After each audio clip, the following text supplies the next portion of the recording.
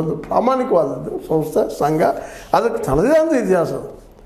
ಅಂಥ ಒಂದು ಸಿಂಪಲ್ ಯಾವುದೋ ಒಂದು ಬಿಡಪ್ಪ ಸಂಘದ ಏನೋ ಅದ ಮಾಡ್ಯದ. ಇವತ್ತು ಅನೇಕ ಸಂಘಟನೆಗಳನ್ನ ನಾವು ನೋಡ್ತಾ ಇದ್ವಿ, ಸಂಘಗಳು ನೋಡ್ತಾ ಇದ್ವಿ, ದುಡ್ಡಿಗಾಗಿ ಮಾಡ್ತಿರ್ತಾರೆ. ಸರ್ಕಾರ ದುಡ್ಡು ಬರ್ತದೆ, ನಾವು ಹೊಡ್ಕೊಂಡು ತಟ್ಟಾಗೋಣ ಅಂತದ್ದು. ಹಂಗಲ್ಲ ಇದು. ಕಸಾಪದಲ್ಲಿ ಅನೇಕ ಪುಸ್ತಕಗಳು ಪ್ರಿಂಟ್ ಆಗೋರು ಸಹಿತ ಹೊಡೆದಿದ್ದಾರೆ, ಮುದ್ರಣ ಮಾಡೋಲ್ಲಿ ಸಹಿತ ದುಡ್ಡನ್ನು ಹೊಡೆದಾರನ್ನೂ ಸಹಿತ ಆರೋಪಗಳಿದ್ದಾವೆ. ಕಸಾಪಾದ ಚಟುವಟಿಕೆ, ಹಣ ಬಳಕೆ ಮತ್ತು ಅಧಿಕಾರ ದುರುಪಯೋಗದ ಬಗೆಗಿನ ಆರೋಪಗಳನ್ನು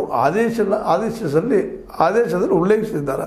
ಇವೆಲ್ಲ ಈಗ ಆಗಬೇಕು, ಇವೆಲ್ಲನೂ ಹೊರಗೆ ಬರಬೇಕು ಅನ್ನುವಂಥ ಮಾತನ್ನು ಸ್ಪಷ್ಟವಾಗಿ ಹೇಳ್ತಾ ಇದ್ದಾರೆ. ಅದರಲ್ಲೂ ಮುಖ್ಯವಾಗಿ ಇಬ್ಬರು ಗೌರವ ಕಾರ್ಯದರ್ಶಿಗಳು ಈಗಾಗಲೇ ಇದಕ್ಕಾಗಿ ನೀವು ಇದನ್ನೆಲ್ಲ ತನಿಖೆ ಮಾಡಿರ್ತಾರೆ, ರಾಜೀನಾಮೆ ತೆಗೆದುಕೊಂಡಿದ್ದಾರೆ. ಇಲ್ಲಿ ನಡೀತಿರುವಂಥ ಒಂದು ಅಪರಾಧಿ ವರ್ಗಗಳು ಅಥವಾ ಕ್ರಿಮಿನಲ್ ಬಿಹೇವಿಯರ್ಗಳು ಇವೆಲ್ಲ ದುಡ್ಡು ನೋಡ್ರಿ, ಯಾವುದೋ ಕಾರಣಕ್ಕೆ ಉಪಯೋಗ ಮಾಡೋದು ಅಪರಾಧನೇ ಅದು.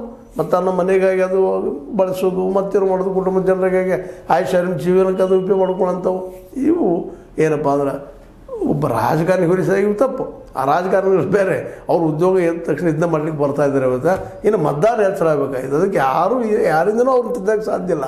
ನಮ್ಮ ರಾಜಕಾರಣಿಗಳನ್ನು ಮತದಾರಕ್ಕೆ ಒಬ್ಬರು ತಿದ್ದಕ್ಕೆ ಸಾಧ್ಯ ಅದು. ಅವ್ರೊಬ್ಬರಿಗೆ ಗೊತ್ತದ ಏನಪ್ಪ ಹೋಟ್ ಯಾರಿಗೆ ಹಾಕೋ ಒಳ್ಳೆಯವ್ರಿಗೆ ಅದು ಮಾಡ್ತಾ ಇಲ್ಲ. ಮತ್ತಿದ್ದವ್ರು ಬರ್ತಾ ಇರ್ತಾರೆ, ಎಲ್ಲರೂ ಸಣ್ಣ ಮಾಡಲೇಬೇಕು. ಅವ್ರ ಜೊತೆಗೆ ಎಲ್ಲರೂ ಸಣ್ಣ ಮಾಡಬೇಕಾಗಿದೆ. ಯಾಕಂದ್ರೆ ಮತದಾರರು ಎಲ್ಲಿವರೆಗೆ ಜಾಣರಾಗೋದಿಲ್ಲವೋ, ಎಲ್ಲಿವರೆಗೆ ಯೋಗ್ಯರನ್ನು ಪ್ರಾಮಾಣಿಕರನ್ನು ದುಡ್ಡು ತಿನ್ನೋದವ್ರನ್ನ ಆರಿಸುವುದಿಲ್ಲವೋ ಅದನ್ನ ನಿರಂತರ ಹೋಗೋದು. ಆದರೆ ಇದು ಹಂಗಲ್ಲ. ಇಲ್ಲೆಲ್ಲ ಕೂಡಿದವರು ಸಾಹಿತಿಗಳು, ಚಿಂತಕರು, ಕಲಾಕಾರರು ಇದ್ದಾರೆ ಈ ಪರಿಷತ್ನೆಲ್ಲ.